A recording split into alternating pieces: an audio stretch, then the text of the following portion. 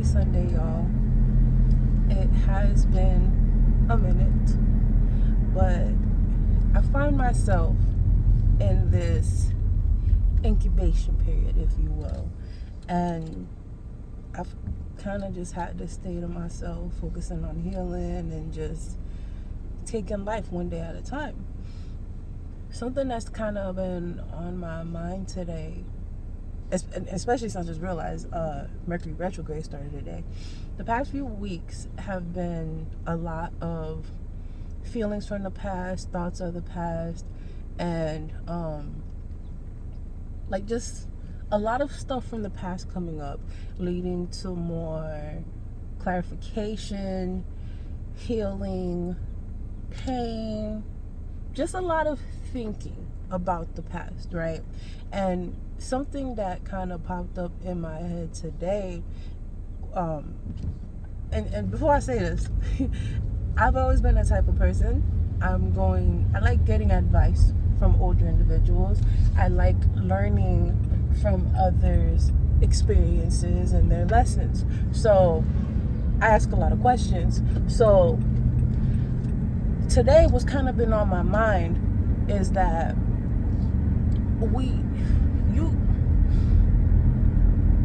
if you pay attention, every generation is different. You feel me?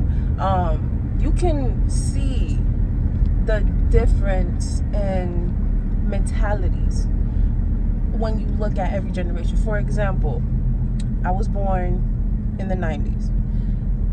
The people that I normally talk to, get advice from, they're more 70s, 80s, even 60s, I want to say. So basically they're like 20, 30 years older than me. And I'm not whatever generation was born in the 2000s. I'm not that. I'm a millennial. So for me, the way that Gen X, I think that's what they're called, the way Gen X approaches things and the mindset, I'm not that, but I'm not the generation before me where they just take whatever. Let me explain. So I guess I'm at like that, like millennials were at that awkward stage almost where we use our mind, I guess you can say, but we use our mind, but we're not extreme with it. Meaning, if I feel a certain way, I don't need everybody to be in agreement with that.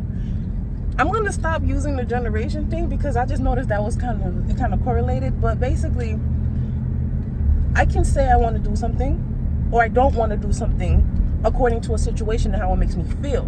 Whereas someone older than me, they're going to be like, no, this is what you should do, da da da da da da da, and they basically come from a place of sacrificing yourself to kind of make everybody else happy, if that makes sense. So if I give an example, let's say, like a random example,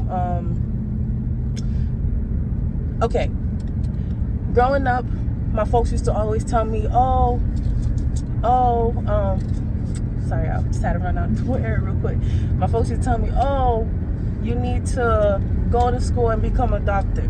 And for a good while, that's what I wanted to do. But or that's what I was pursuing, I should say. But as I got older, when I started my first year of college, I was like, I don't want to be a doctor. I really don't.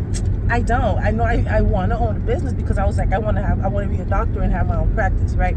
So I was like, I don't want to be a doctor, but I still want to have my own business, right? So I started looking at what I could do with me having a business, but not in the medical field.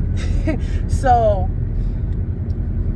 the older folks that I dealt with, they were like, but it's not guaranteed, blah, blah, blah, blah, blah, blah, blah, blah.